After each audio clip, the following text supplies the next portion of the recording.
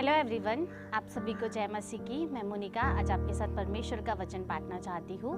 हम बाइबल में देख सकते हैं मार्था और मरियम के बारे में, जब यीशु मसीह उनके घर पर गए। लूका उसका 10वां अध्याय और उसके 38 से 42 वचन तक, वहाँ पर हम देख सकते हैं कि यीशु मसीह जब मार्था और मरियम के घर पर गए तो मरियम यीशु के चरणों के पास बैठ गई और वो यीशु से उपदेश सुनने लगी और मार्था घर के कामों पर लग गई।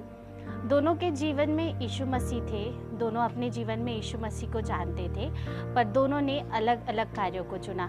जहां मरियम ने यह चुना कि वह यीशु के चरणों के पास बैठकर उपदेश को सुने, वही मार्था यीशु के सेवा के कार्य में लग गई, वो दूसरे कामों में लग गई। वैसे ही आज हमारे जीवन में, हम सभी के जीवन में यीशु मसीह है, पर हम कहाँ पर है? हम मार्था की जगह पर है या हम मरियम की जगह पर है? हमें ज़रूरत है कि हम अपने जीवन में सबसे ज़्यादा महत्व परमेश्वर को दें, पर हम वैसा नहीं करते हैं। हम दूसरे कामों में खुद को व्यस्त रखते हैं, तो उस समय में हम अपने जीवन को मार्था की जगह पर रखते हैं। जो समय हमारे जीवन में यीशु के लिए है, परमेश्वर के लिए है, हमें उस समय में ज़रूरत है कि हम वो समय अपने जीवन में परमेश्वर को दें, जैसा कि मरियम ने किया। और यीशु ने मरियम के लिए कहा कि मरियम ने अपने जीवन में उत्तम भाग को चुना है।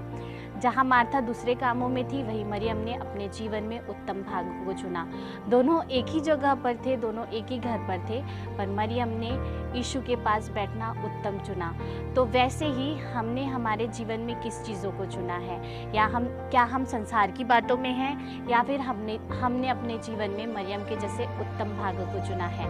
अगर हमने अपने जीवन में उत्तम भाग को और यीशु को नहीं चुना है, तो आपके पास अभी भी समय है। अपने जीवन में उत्तम भाग को चुने, क्योंकि हमारे जीवन में हमें सबसे पहला महत्व परमेश्वर को देना चाहिए, क्योंकि परमेश्वर ही हमारे जीवन में सबसे महत्वपूर्ण है, जो हमारी आवश्यकताओं को, हमारी ज़रूरतों को जानता है। जैसा कि वचन कहता है, एक दूध पिलाने वाली माता हमें छोड़ सकती है, पर परमेश्वर हमें कभी नहीं छोड़ता।